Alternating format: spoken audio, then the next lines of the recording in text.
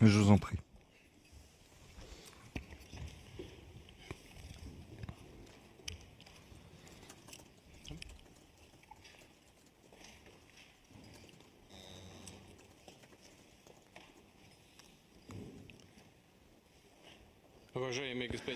Monsieur le Président, chers amis, nous sommes très heureux de vous voir et je veux tout d'abord, au début de notre entretien, vous remercier de votre décision de participer à la manifestation commémorant le 80e anniversaire de la Grande Guerre patriotique.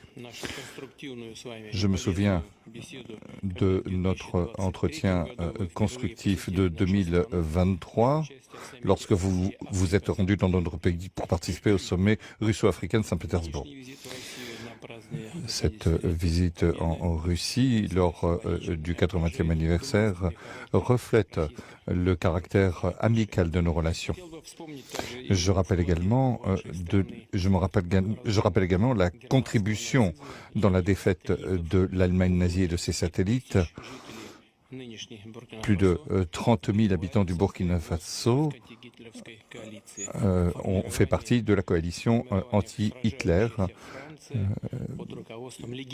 qui se sont battus aux côtés de la France auprès de Charles de Gaulle, du légendaire Charles de Gaulle. Aujourd'hui, ce qui nous unit, c'est la lutte contre l'extrémisme et le terrorisme. Il s'agit de restaurer l'ordre constitutionnel face à des groupes radicaux dans certaines régions du Burkina Faso. Au cours des 2 dernières années, nous avons fait des progrès importants dans le cadre de notre collaboration dans divers domaines. Fin 2023, après plus de 30 ans d'interruption, l'ambassade de Russie à Ouagadougou a été ouverte.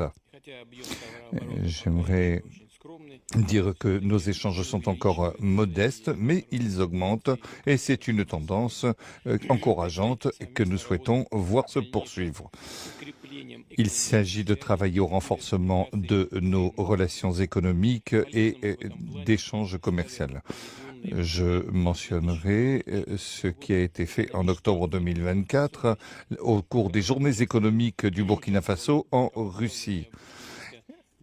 Une délégation a été accueillie avec le Premier ministre. Nous avons créé une commission intergouvernementale et à la fin de l'année dernière, nous avons créé aussi un groupe de travail. Nous allons continuer à aider votre pays dans la préparation et la formation de nouveaux cadres en 2024 et 2025. Le quota des bourses russes pour les citoyens du Burkina Faso va être multiplié par 2. 27 étudiants seront accueillis, 27 étudiants supplémentaires sur le compte du budget fédéral.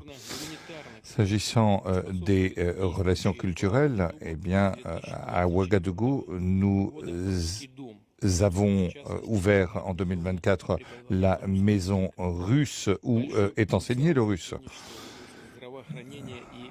Nous avons aussi un potentiel de coopération en matière de santé. Le 24 et le 25 avril, Madame Popov s'est rendue à Ouagadougou. Elle s'occupe des conditions et de développement de laboratoires scientifiques à Ouagadougou. Nous souhaitons poursuivre ces efforts. L'année dernière, nous avons livré 25 tonnes de blé et nous souhaitons livrer d'autres denrées alimentaires. Nous enregistrons également une coordination de nos efforts sur la scène internationale avec le Burkina Faso. Nous avons également tenu des consultations avec les pays de la Confédération des pays du Sahel, comme en témoigne l'événement qui s'est déroulé en avril de cette année à Moscou. Je vous remercie de votre attention. Merci beaucoup. Zdravia Желаю, товарищ президент. Camarade président, J'espère que je prononce bien. C'est un honneur d'être là donc à la célébration du 80e anniversaire de la victoire de la Grande Guerre. Et je tenais donc à vous féliciter et vous remercier donc pour cette invitation qui est un symbole pour nous. Et au cours donc de ma présence ici, je dois avouer que j'ai appris beaucoup de leçons.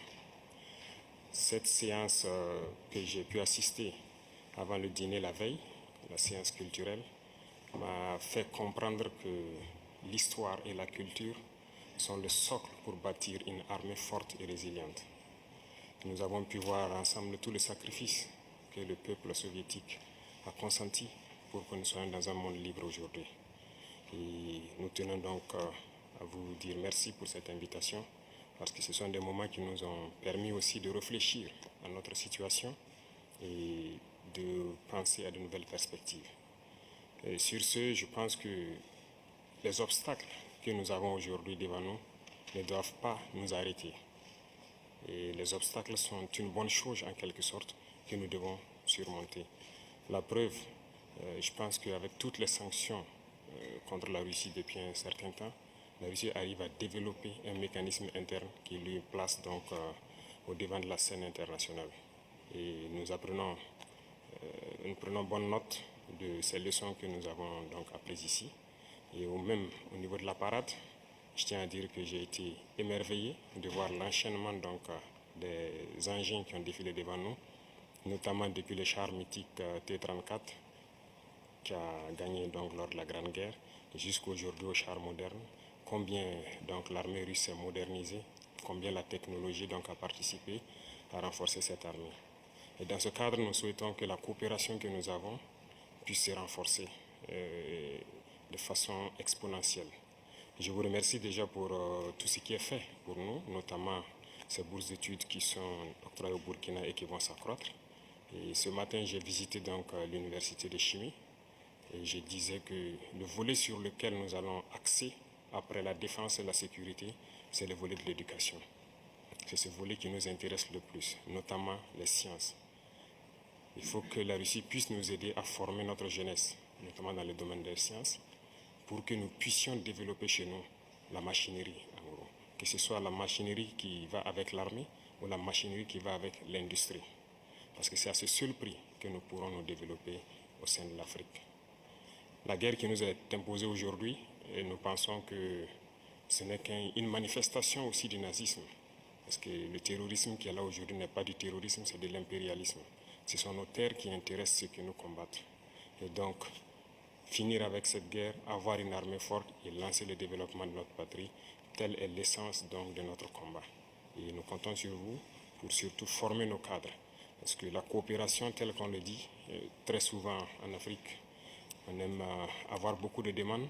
Nous savons que vous êtes dans une opération militaire spéciale. Nous comprenons tous les défis qu'il y a. Et le lendemain, qui est incertain pour le monde entier, nous pouvons comprendre ça. Donc nous ne serons pas là peut-être à demander beaucoup de choses, à demander de l'aide ou quoi que ce soit. Mais l'aide que vous pouvez nous octroyer, c'est surtout ce transfert de connaissances que nous voulons. Et donc nous souhaitons avoir plus de bourses et voir dans quelle perspective nous pouvons nous-mêmes donner des bourses à nos étudiants pour étudier ici. Et dans un troisième temps, comment est-ce que les universités ici peuvent se dupliquer au Burkina Faso, notamment celles que j'ai visitées. Et aussi, il y a beaucoup d'autres universités dans le domaine des sciences. Comment on peut les dupliquer au Burkina Faso avec tous les laboratoires nécessaires qu'il faut pour former de manière pratique nos jeunes et que nous puissions être donc au cœur de notre propre développement. Donc c'est la demande essentielle que nous avons actuellement dans le contexte que nous vivons pour pouvoir transformer tout ce que nous avons sur place, produire beaucoup de choses nous-mêmes et que le Burkina Faso soit un hub où beaucoup de jeunes Africains vont venir et apprendre aussi la science.